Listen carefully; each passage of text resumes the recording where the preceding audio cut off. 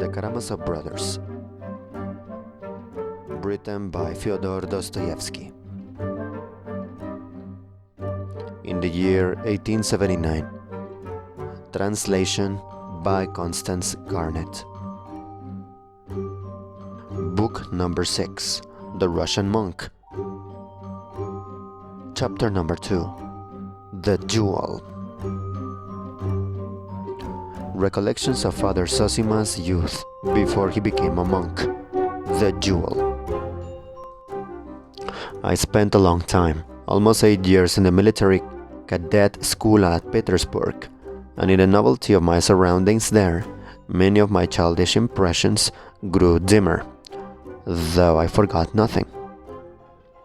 I picked up so many new habits and opinions that I was transformed into a cruel, absurd, almost savage creature. A surface polish of courtesy and society manners I did acquire together with the French language. But we all, myself included, look upon the soldiers in our service as cattle. I was perhaps worse than the rest in that respect, for I was so much more impressionable than my companions. By the time we left the school as officers, we were all ready to lay down our lives for the honor of the regiment. But no one of us had any knowledge of the real meaning of honor, and if anyone had known it, he would have been the first to ridicule it. Drunkenness, debauchery, and devilry were what we almost prided ourselves on. I don't say that we were bad by nature. All these young men were good fellows, but they behaved badly, and worst of all. What made it worse for me was that I had come into my own money, and so I flung myself into a life of pleasure, and plunged headlong into the recklessness of youth. I was fond of reading, yet strange to say, the Bible was the one book I never opened at that time, though I always carried it about with me, and I was never separated from it. In very truth, I was keeping that book for the day and the hour, for the month and the year, though I knew it not. After 4 years of this life, I chanced to be in the town of K, where our regiment was stationed at the time.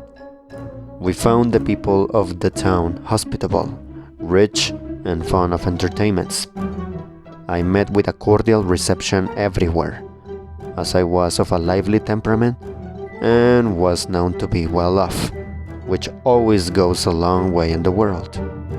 And then a circumstance happened, which was the beginning of it all. I formed an attachment to a beautiful and intelligent young girl of noble and lofty character, the daughter of people much respected. They were well-to-do people of influence and position. They always gave me a cordial and friendly reception. I fancied that the young lady looked on me with favor, and my heart was aflame at such an idea. Later on, I saw and fully realized that I perhaps was not so passionately in love with her at all, but only recognized the elevation of her mind and character, which I could not indeed have helped doing. I was prevented, however, from making her an offer at the time by my selfishness. I was loath to part with the allurements of my free and licentious bachelor life in the heyday of my youth, and with my pockets full of money. I did drop some hint as to my feelings, however, though I put off taking any decisive step for a time.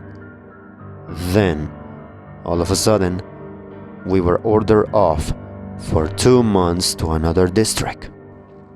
On my return 2 months later, I found the young lady already married to a rich neighboring landowner, a very amiable man, still young though older than I was, connected with the best Petersburg society, which I was not, and of excellent education, which I also was not. I was so overwhelmed at this unexpected circumstance that my mind was positively clouded. The worst of it all was that, As I learned then, the young landowner had been a long while betrothed to her, and I had met him indeed many times in her house, but blinded by my conceit, I had noticed nothing, and this particularly mortified me. Almost everybody had known about it, while I knew nothing. I was filled with sudden, irrepressible fury. With flushed face, I began recalling how often I had been on the point of declaring my love to her, and as she had not attempted to stop me or to warn me, she must, I concluded, have been laughing at me all the time.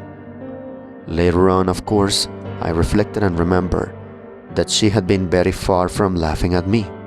On the contrary, she used to turn off any love-making on my part with a jest and begin talking of other subjects. But at that moment I was incapable of reflecting and was all eagerness for revenge. I am honestly surprised to remember that my wrath and revengeful feelings were extremely repugnant to my own nature, for being of an easy temper. I found it difficult to be angry with anyone for long, and so I had to work myself up artificially and became at last revolting and absurd. I waited for an opportunity and succeeded in insulting my rival in the presence of a large company. I insulted him on a perfectly extraneous pretext, jeering at his opinion upon an important public event. It was in the year 1826, and my jeer was, so people said, clever and effective. Note of the translator. Note of the translator. Probably the public event was the Cabri's plot against the Tsar of December 1825, in which the most distinguished men in Russia were concerned. With that clarified, let us continue. Then I forced him to ask for an explanation, and behaved so rudely that he accepted my challenge in spite of the vast inequality between us. As I was younger, a person of no consequence, and of inferior rank. I learned afterwards for a fact that it was from a jealous feeling on his pride, also that my challenge was accepted. He had been rather jealous of me on his wife's account before their marriage.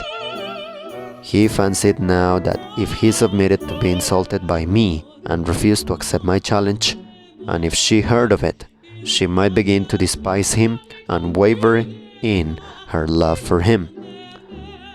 I soon found a second in a comrade, and in sign for our regiment.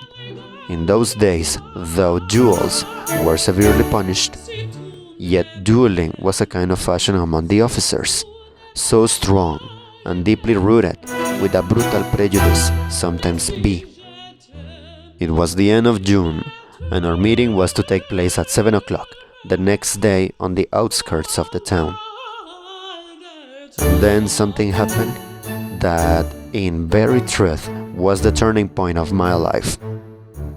In the evening, returning home, in a savage and brutal humor, I flew into a rage with my orderly Afanasy, and gave him 2 blows in the face with all my might, so that it was covered with blood.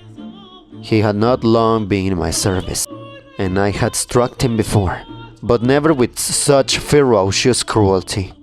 And believe me, though it's 40 years ago, I recall it now with shame and pain. I went to bed and slept for about 3 hours. When I waked up, the day was breaking. I got up. I did not want to sleep anymore. I went to the window, opened it. It looked out upon the garden. I saw the sun rising. It was warm and beautiful. The birds were singing.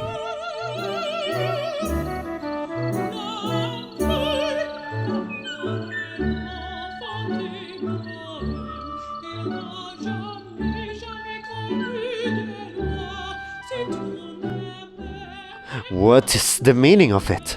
I thought. I feel in my heart as if it were something vile and shameful.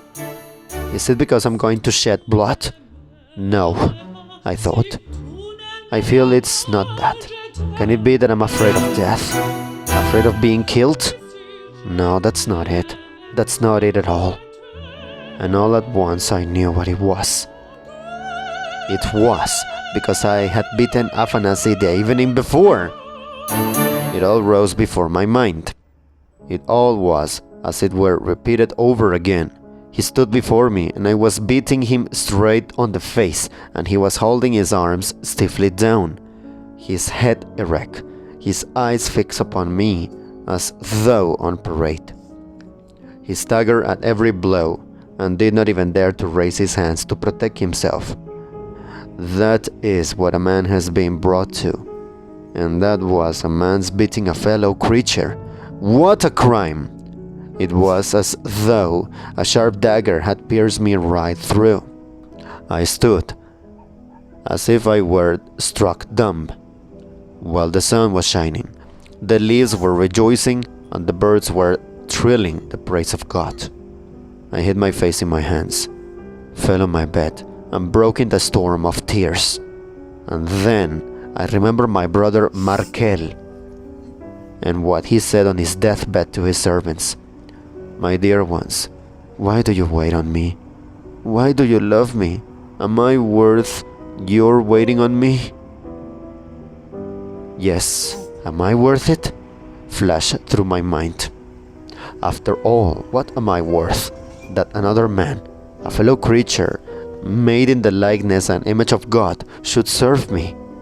For the first time in my life, this question forced itself upon me.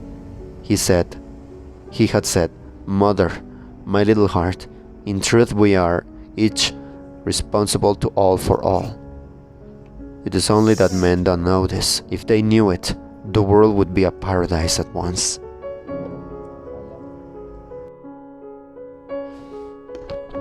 God, can that be? God, can that too be false? I thought as I wept. In truth, perhaps, I am more than all others responsible for all. A great sinner than all men in the world.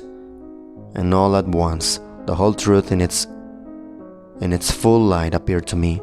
What was I going to do?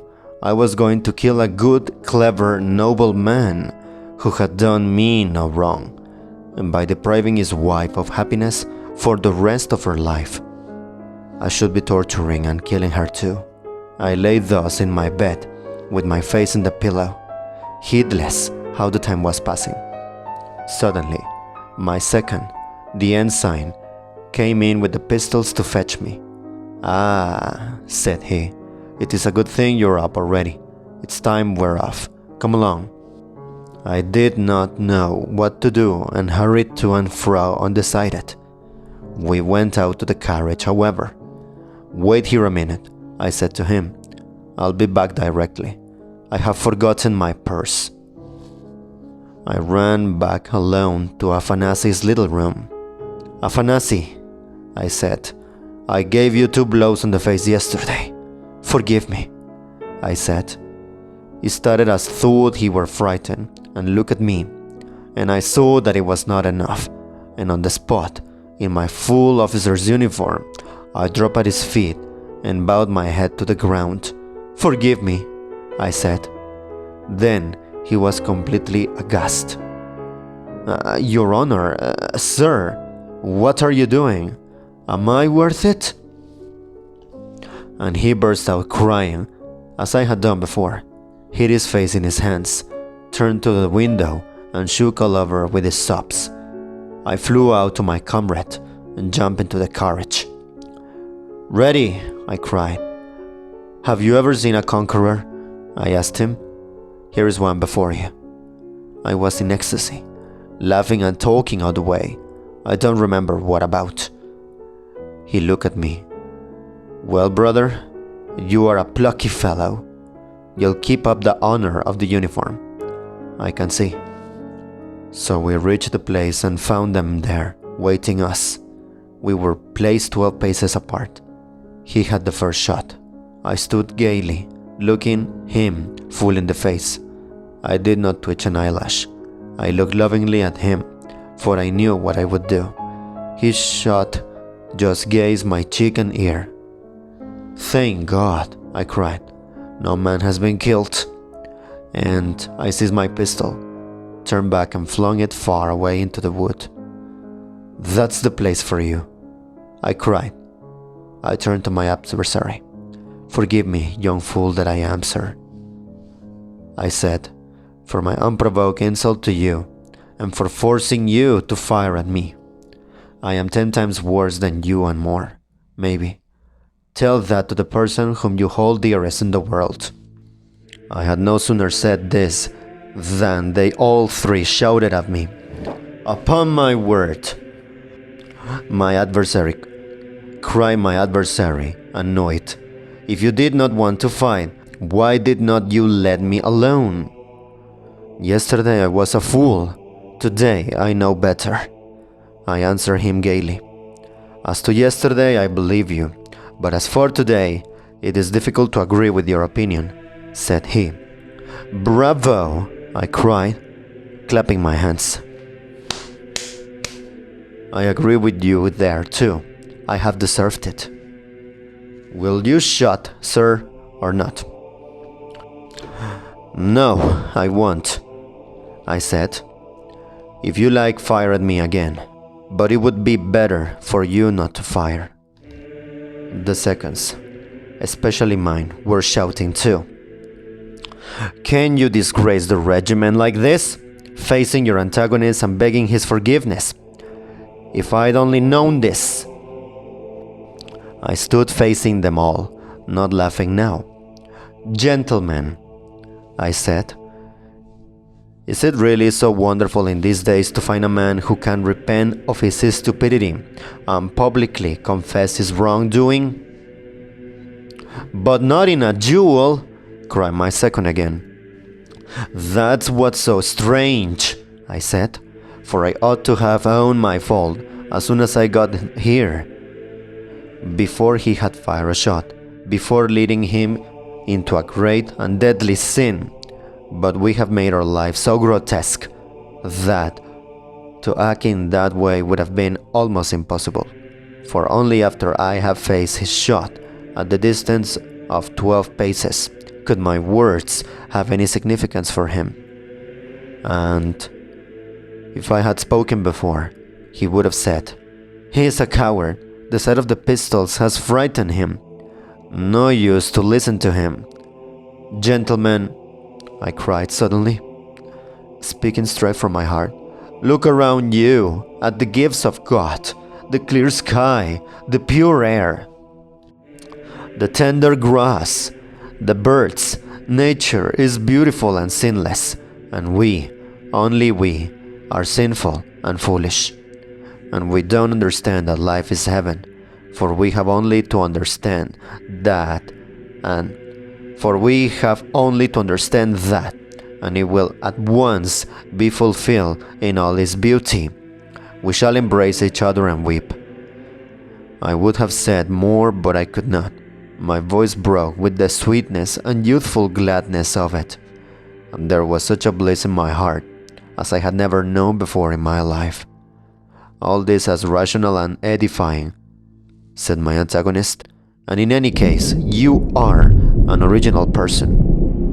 "You may laugh," I said to him, laughing too, "but afterwards you will approve of me." "Oh, I am ready to approve of you now," said he. "Will you shake hands? For I believe you are genuinely sincere." "No," I said, "not now. Later on, when I have grown worthier and deserve your esteem. Then shake hands, and you will do well." We went home, my second upbraiding me all the way, while I kissed him. All my comrades heard of the affair at once and gathered together to pass judgment on me the same day. "He has disgraced the uniform," they said. "Let him resign his commission." Some stood up for me. "He faced the shot," they said. "Yes, but he was afraid of his other shot and begged for forgiveness."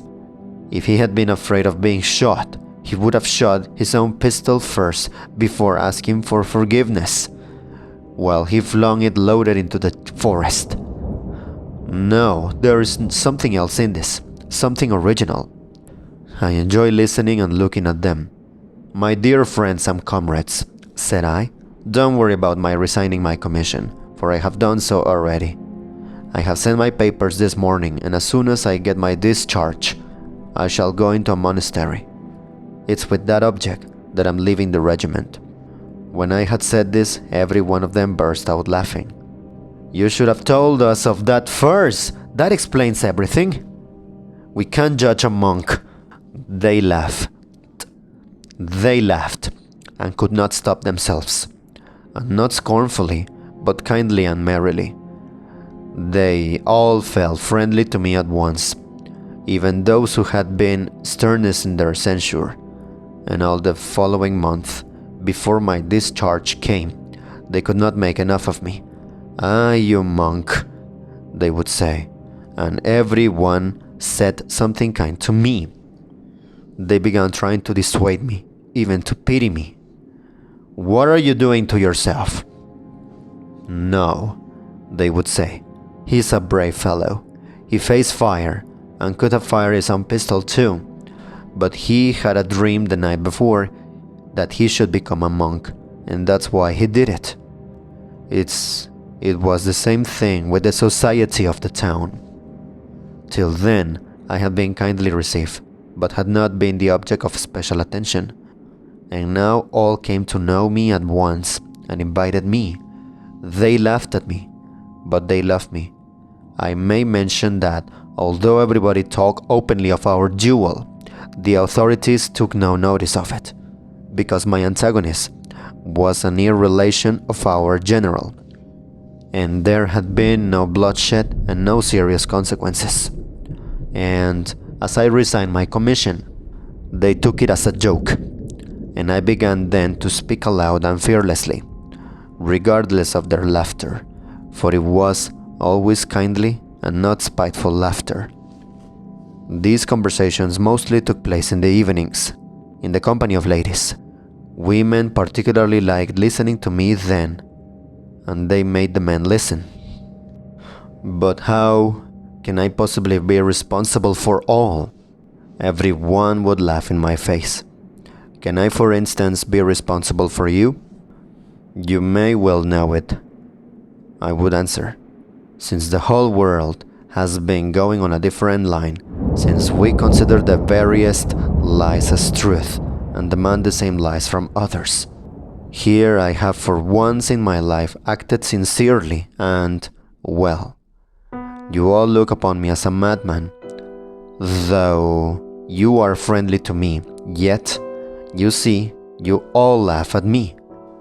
But how can we help being friendly to you? Said my hostess, laughing. The room was full of people. All of a sudden the young lady rose, and on whose account the duel had been fought, and whom only lately I had intended to be my future wife. I had not noticed her coming into the room. She got up, came to me and held out her hand. "Let me tell you," she said, "that I am the first not to laugh at you, but on the contrary, I thank you with tears and express my respect for you, for your action then." Her husband too came up, and then they all approached me and almost kissed me. My heart was filled with joy, but my attention was especially caught by a middle-aged man who came up to me with the others. I knew him by name already, but had never made his acquaintance nor exchanged a word with him till that evening.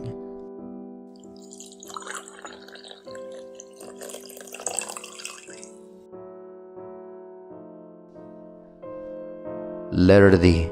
The Mysterious Visitor. He had long been an official in the town. He was in a prominent position, respected by all, rich, and had a reputation for benevolence. He subscribed considerable sums to the almshouse and the orphan asylum. He was very charitable too, in secret, a fact which only became known after his death. He was a man of about 50, almost stern in appearance, and not much given to conversation. He had been married about 10 years, and his wife, who was still young, had borne him 3 children. Well, I was sitting alone in my room the following evening when my door suddenly opened and this gentleman walked in. I must mention, by the way, that I was no longer living in my former quarters. As soon as I resigned my commission, I took rooms with an old lady, the widow of a government clerk. My landlady's servant waited upon me, for I had moved into her rooms simply because of my return from the duel. I had sent Afanasy back to the regiment, as I felt ashamed to look him in the face after my last interview with him. So prone is the man of the world to be ashamed of any righteous action.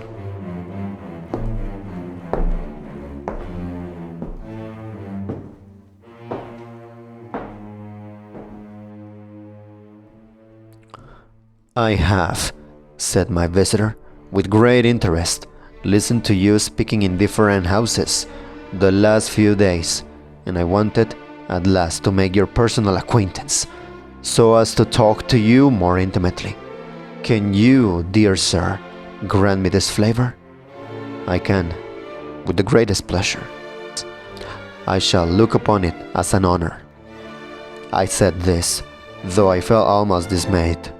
So greatly was I impressed from the first moment by the appearance of this man, for though other people had listened to me with interest and attention, no one had come to me before with such a serious, stern, and concentrated expression.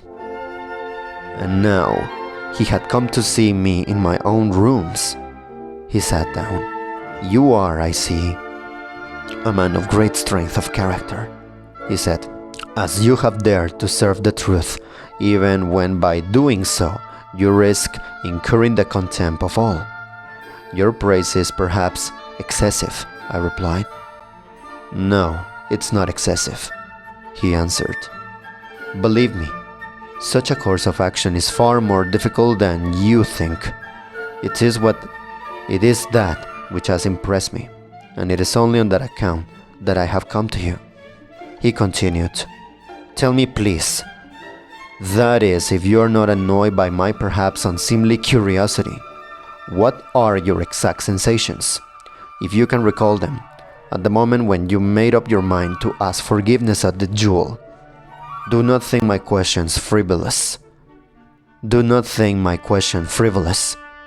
On the contrary, I have in asking the question a secret motive of my own, which I will perhaps explain to you later on, if it is God's will that we should become more intimately acquainted. All the while he was speaking, I was looking at him straight into the face, and felt at once a complete trust in him and a great curiosity on my side also, for I felt that there was some strange secret in his soul. You ask what were my exact sensations at the moment when I asked my opponent's forgiveness. I answered, but I had better tell you from the beginning what I have not yet told anyone else. And I describe all that has passed between Afanasy and me, and how I have bowed down to the ground at his feet. From that you can see for yourself, I concluded, that at the time for the duel it was easier for me, for I had made a beginning already at home, and when once I had started on that road, to go further along, it was far from being difficult, but became a source of joy and happiness. I liked the way he looked at me as he listened. All that he said is exceedingly interesting. I will come to see you again and again. And from that time forth, he came to see me nearly every evening. and we should have become greater friends if only he had ever talked of himself. But about himself he scarcely ever said a word, yet continually asked me about myself. In spite of that, I became very fond of him and spoke with perfect frankness to him about all my feelings. For, thought I, what need have I to know his secrets, since I can see without that he is a good man? Moreover, though he is such a serious man and my senior, he comes to see a youngster like me and treats me as his equal. And I learned a great deal that was profitable from him, for he was a man of lofty mind. That life is heaven, he said to me suddenly, that I have long been thinking about. And all at once he added, I think of nothing else indeed. He looked at me and smiled. I am more convinced of it than you are. I will tell you later why. I listened to him and thought that he evidently wanted to tell me something. Heaven, he went on, lies hidden within us. Here it lies hidden in me now. And if I will it will be revealed to me tomorrow and for all time.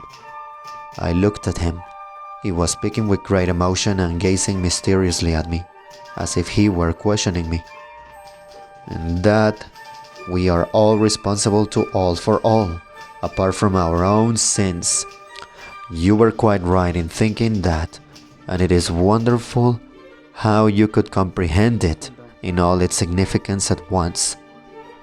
And, in very truth, so soon as men understand that, the kingdom of heaven will be for them not a dream, but a living reality. And when, I cried out to him bitterly, when will that come to pass? And will it ever come to pass? Is it not simply a dream of ours? What then? You don't believe it, he said. You preach it and don't believe it yourself. Believe me, this dream, as you call it, will come to pass without doubt. It will come, but not now, for every process has its another path psychologically, until you have become really, in actual fact, a brother to everyone. Brotherhood will not come to pass. No sort of scientific teaching, no kind of common interest will ever teach men to share property and privileges with equal consideration for all. Everyone will think his share too small, and they will be always envying, complaining and attacking one another. You ask when it will come to pass. It will come to pass, but first we have to go through the period of isolation. And what do you mean by isolation? I asked him. Why, the isolation that prevails everywhere, above all in our age. It has not fully developed. It has not reached its limit yet, for everyone strives to keep its individuality as apart as possible, wishes to secure the greatest possible fullness of life for himself. But meantime, all his efforts result not in attaining fullness of life, but self-destruction. For, instead of self-realization, he ends by arriving at complete solitude. All mankind in our age have split up into units. They all keep apart, each in his own groove. Each one holds aloof, hides himself, and hides what he has from the rest. And he ends by being repelled by others and repelling them. He heaps up riches by himself and thinks, how strong I am now and how secure. And in his madness, he does not understand that the more he heaps up, the more he sinks into self-destructive impotence. For he is accustomed to rely upon himself alone and to cut himself off from the whole. He has trained himself not to believe in the help of others, in men and in humanity, and only trembles for fear he should lose his money and privileges that he has won for himself. Everywhere in these days, men have, in their mockery, ceased to understand that the true security is to be found in social solidarity rather than in isolated individual effort. But this terrible individualism must inevitably have an end, and all will suddenly understand how unnaturally they are separated from one another. It will be the spirit of the time, and people will marvel that they have sat so long in darkness without seeing the light. And then the sign of the Son of Man will be seen in the heavens. But until then, we must keep the banner flying. Sometimes, even if he has to do it alone, a man must set an example, and so draw men's souls out of their solitude and spur them to some act of brotherly love, that the great idea may not die. Our evenings, one after another, were spent in such stirring and fervent talk. I gave up society and visited my neighbors much less frequently. Besides, my vogue was somewhat over. I say this, not as blame, for they still loved me and treated me good-humoredly, but there is no denying that fashion is a great power in society. I began to regard my mysterious visitor with admiration, for besides enjoying his intelligence, I began to perceive that he was brooding over some plan in his heart, and was preparing himself perhaps for a great deed. Perhaps he liked my not showing curiosity about his secret, not seeking to discover it by direct question nor by insinuation. But I noticed at last that he seemed to show signs of wanting to tell me something. This had become quite evident, indeed, about a month after he first began to visit me. Do you know, he said to me once, that people are very inquisitive about us in the town and wonder why I come to see you so often. But let them wonder, for soon all will be explained. Sometimes an extraordinary agitation would come over him, and almost always, on occasions, he would get up and go away. Sometimes he would fix a long, piercing look upon me, and I thought he would say something directly now. But he would suddenly begin talking of something ordinary and familiar. He often complained of headache too.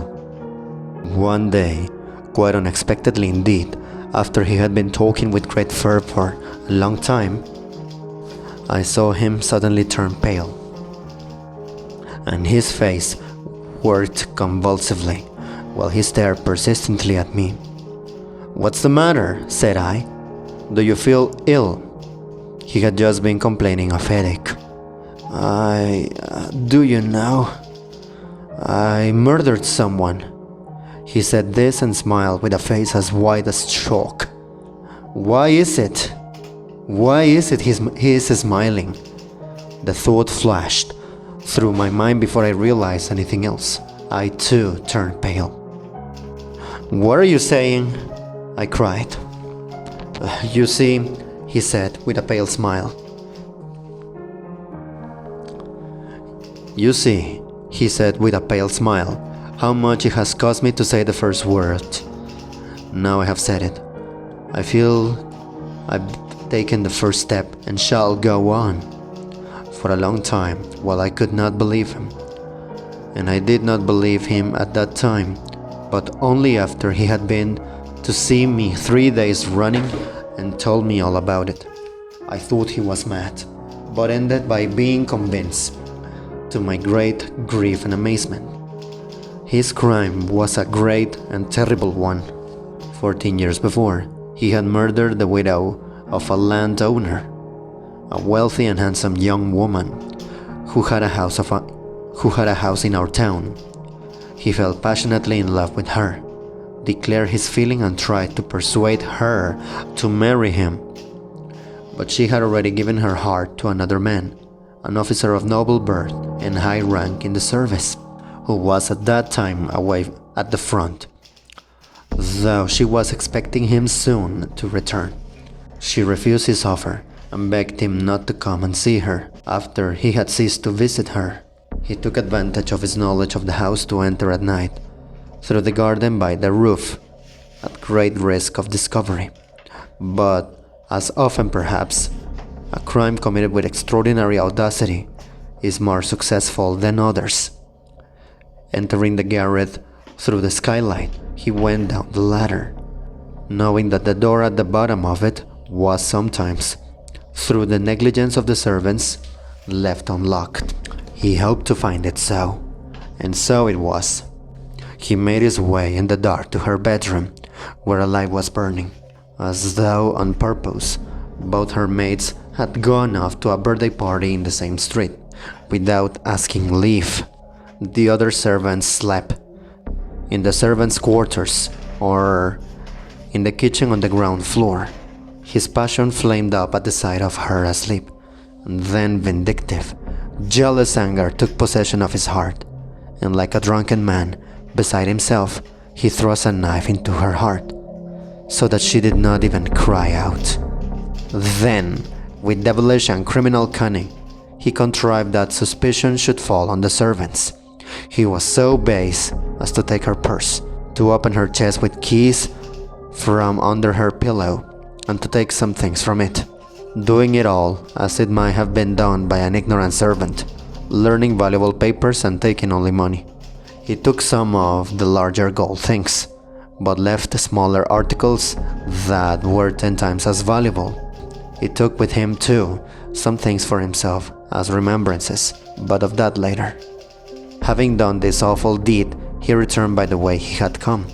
Neither the next day, when the alarm was raised, nor at any time after in his life, did anyone dream of suspecting that he was the criminal. No one indeed knew of his love for her, for he was already reserved and silent and had no friend to whom he would have opened his heart.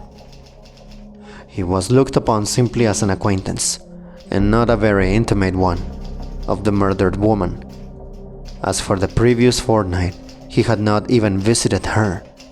A serf of hers called Piotr, or Peter, was at once suspected, and every circumstance confirmed the suspicion.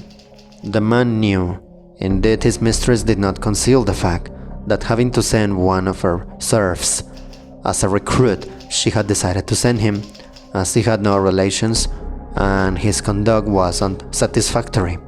People had heard him angrily threatening to murder her when he was drunk in a tavern. 2 days before her death, he had run away, staying no one knew where in the town. The day after the murder, he was found on the road, leading out of the town, dead drunk, with a knife in his pocket, and his right hand happened to be stained with blood. He declared that his nose had been bleeding, but no one believed him. The maids confessed that they had gone to a party and that the street door had been left open till they returned. And a number of similar details came to light, throwing suspicion on the innocent servant. They arrested him, and he was tried for the murder.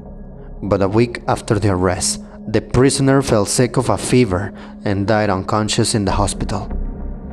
There, the matter ended, and the judges and the authorities and everyone in the town remained convinced that the crime had been committed by no one but the servant who had died in the hospital. And after that, the punishment began. My mysterious visitor, now my friend, told me that, at first, he was not in the least troubled by pangs of conscience.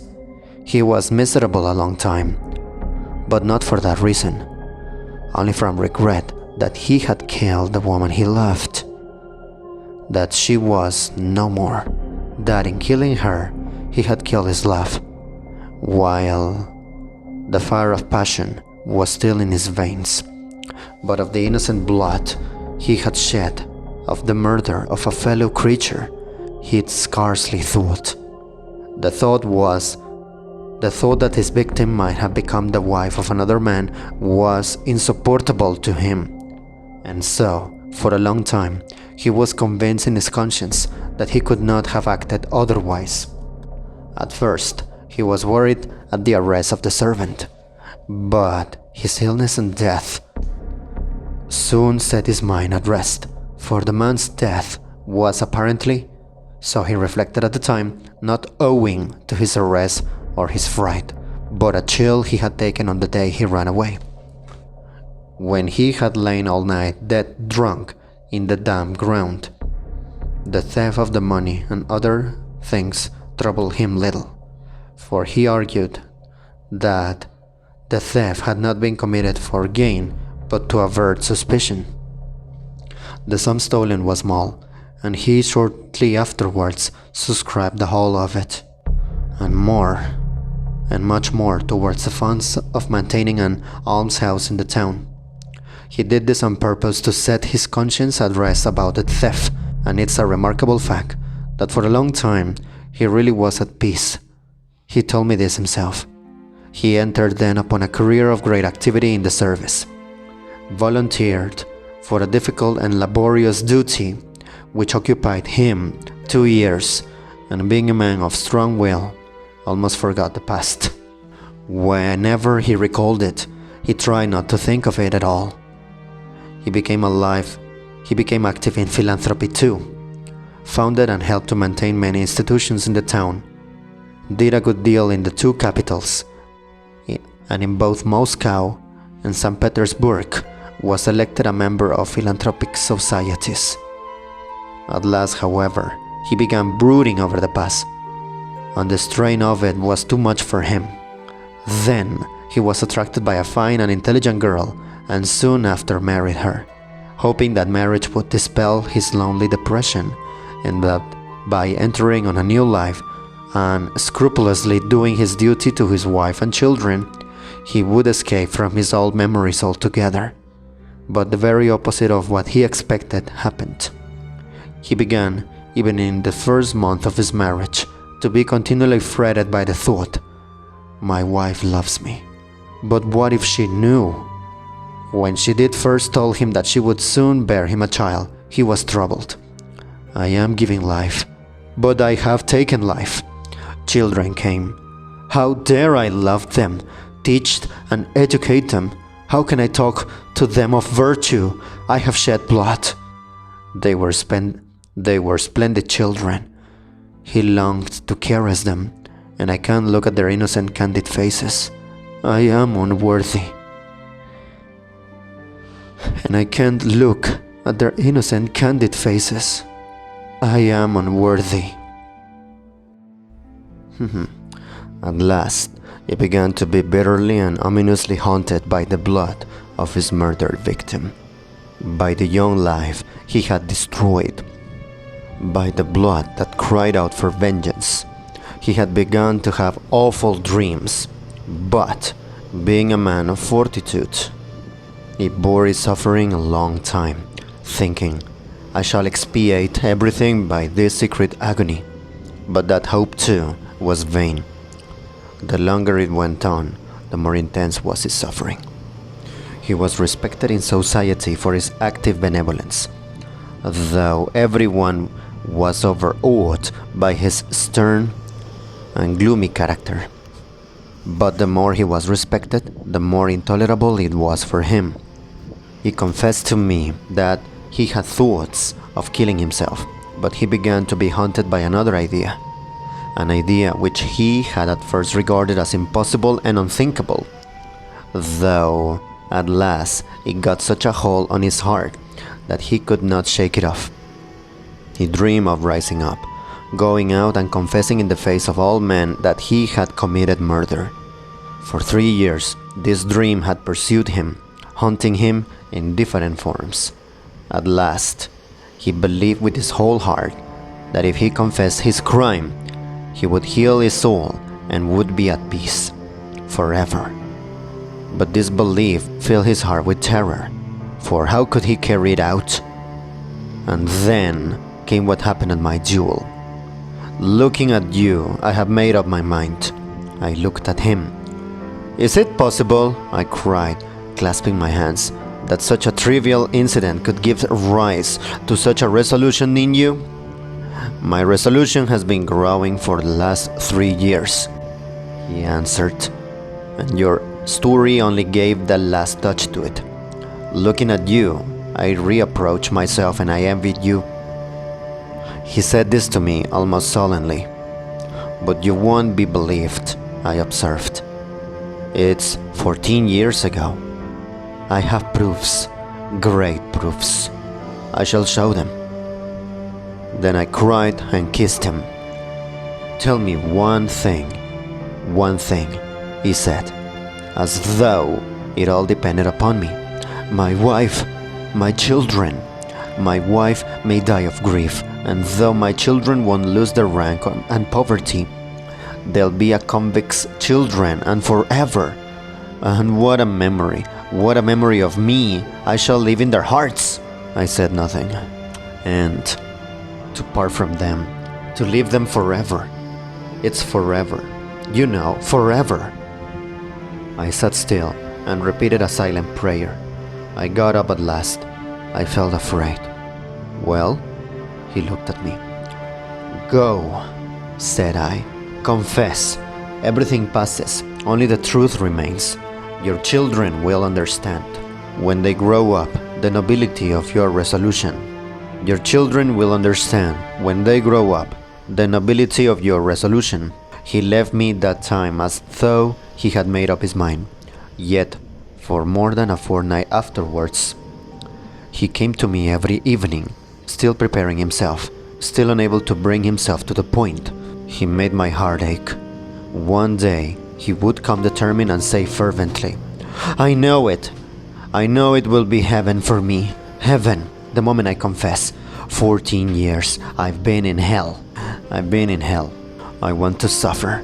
I will take my punishment and begin to live. You can pass through the world doing wrong, but there's no turning back. Now I dare not love my neighbor, nor even my own children. Good God, my children will understand, perhaps, what my punishment has cost me and will not condemn me. God is not in strength, but in truth. All will understand your sacrifice, I said to him. If not at once, they will understand later, for you have served truth, the higher truth, not of the earth. And he would go away, seeming comforted, but next day he would come again, bitter, pale, sarcastic. Every time I come to you, you look at me so inquisitively as though to say, he has still not confessed. Wait a bit, don't despise me too much. It's not such an easy thing to do, as you would think. Perhaps I shall not do it at all. You won't go and inform against me then, will you? And far from looking at him with indiscreet curiosity, I was afraid to look at him at all. I was quite ill from anxiety, and my heart was full of tears. I could not sleep at night. I have just come from my wife, he went on. Do you understand what the word wife means? When I went out, the children called me. Goodbye, father. Make haste back to read the children's magazine with us. No, you don't understand. No one is wise from another man's woe. His eyes were glittering. His lips were twitching. Suddenly, he struck the table with his fist, so that everything of it danced. It was the first time he had done such a thing. He was such a mild man. But need I? He exclaimed. Must I? No one has been condemned. No one has been sent to Siberia in my place. The man died of fever, and I've been punished by my sufferings for the blood I shed. And I shan't be believed. They won't believe my proofs. Need I confess? Need I? I am ready to go on suffering all my life for the blood I have shed. If only my wife and children may be spared. Will it be just to ruin them with me? Aren't we making a mistake? What is right in this case? And will people recognize it? Will they appreciate it? Will they respect it? Good Lord, I thought to myself. He is thinking of other people's respect at such a moment, and I felt so sorry for him then, that I believe I would have shared his fate, that I believed I would have shared his fate, if it could have comforted him. I saw he was beside himself. He was aghast, realizing with my heart as well as my mind what such a resolution meant. "Decide my fate," he exclaimed again. "Go and confess," I whispered to him. My voice failed me, but I whispered it firmly. I took up the New Testament from the table, the Russian translation, and showed him the Gospel of St. John, chapter number 12, verse 24. "Verily, verily I say unto you, except a corn of wheat fall unto the ground and die, it abideth alone. But if it die, it bringeth forth much fruit." I had just been reading the verse when he came in. He read it. "That's true," he said, but he smiled bitterly. "It's terrible the things you find in those books," he said after a pause. "It's easy enough to thrust them upon one. And who wrote them? Can they have been written by men?" "The Holy Spirit wrote them," said I. "It's easy for you to pray." He smiled again, this time almost with hatred. I took the book again, opened it in another place, and showed him the epistle to the Hebrews, chapter number 10, verse 31. He read, "It is a fearful thing to fall into the hands of the living God." He read it and simply flung down the book. He was trembling all over. "An awful text," he said. "There's no denying you've picked out fitting ones." He rose from the chair.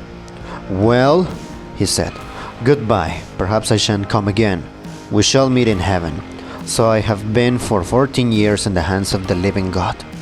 That's how one must think of these 14 years. Tomorrow I will beseech those hands to let me go." I wanted to take him in my arms and kiss him, but I did not dare. His face was contorted and somber. He went away. Good God, I thought. What has he gone to face? I fell on my knees before the icon and wept for him before the Holy Mother of God. One swift defender and helper. I was half an hour praying in tears, and it was late, about midnight. Suddenly, I saw the door open and he came in again.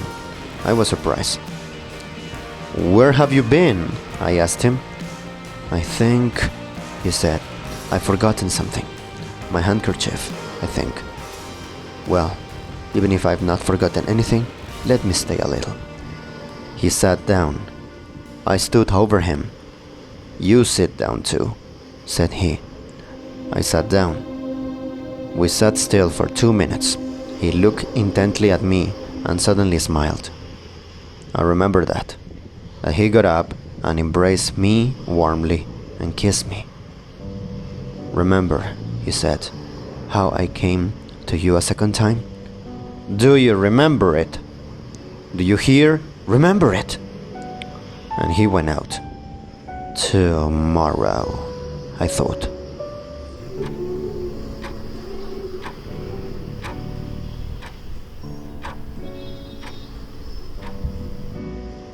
And so it was. I did not know that evening that the next day was his birthday.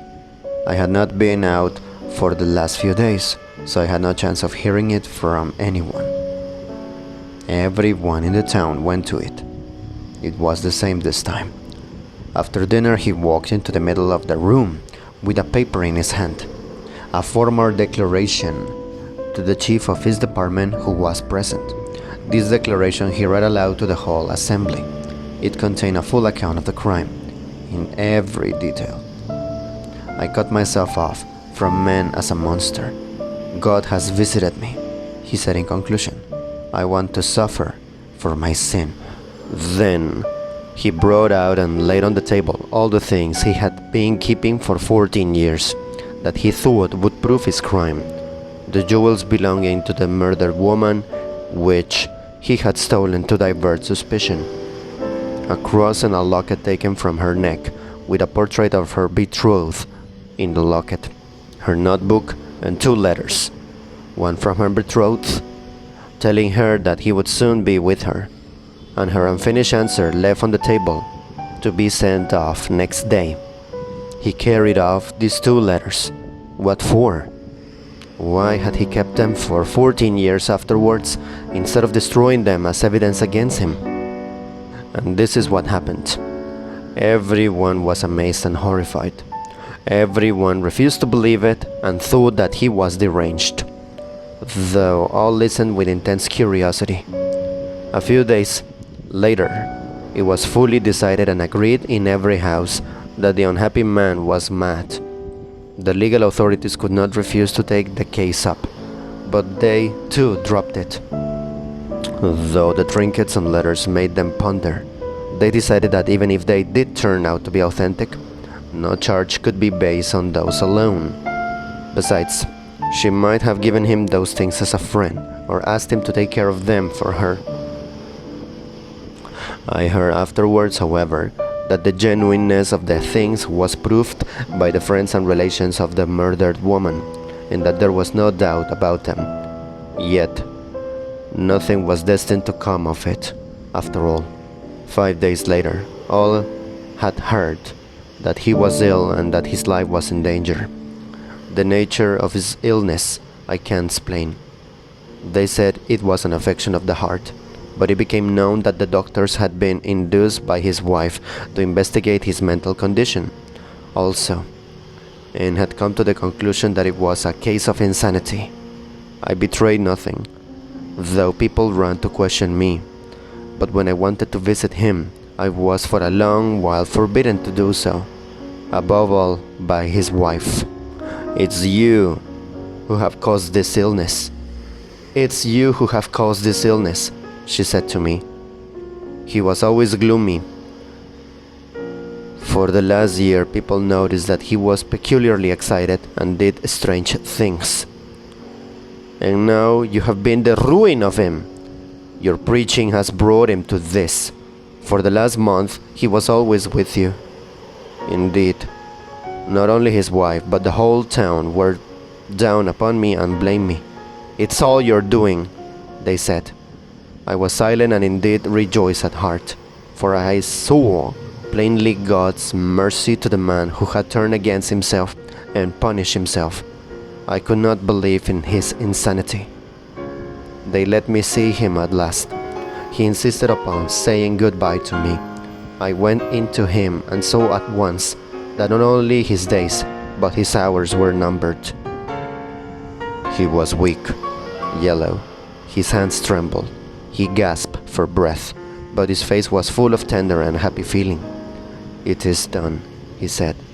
"I've long been yearning to see you. Why didn't you come?" I did not tell him that they would not let me see him. God has pity on me and is calling me to himself. I know I am dying, but I feel joy and peace for the first time after so many years. There was heaven in my heart from the moment I had done what I had to do. Now I dare to love my children and to kiss them. Neither my wife nor the judges nor anyone has believed it. My children will never believe it either. I see in that God's mercy to them. I shall die, and my name will be without a stain for them. And now I feel God near. My heart rejoices as in heaven. I have done my duty." He could not speak. He gasped for breath. He pressed my hand warmly, looking fervently at me. We did not talk for long. His wife kept peeping in at us, but he had time to whisper to me, "Do you remember how I came back to you that second time at midnight? I told you to remember it. You know what I came back for? I came to kill you." I started. I went out from you, then into the darkness. I wandered about the streets, struggling with myself, and suddenly I hated you that so I could hardly bear it. Now I thought, he's all that binds me, and he is my judge. I can't refuse to face my punishment tomorrow, for he knows all. It was not that I was afraid you would betray me. I never even thought of that, but I thought, how can I look him in the face if I don't confess? And if you had been at the other end of the earth, but alive, it would have been all the same. The thought was unendurable, that you were alive knowing everything and condemning me. I hated you as though you were the cause, as though you were to blame for everything.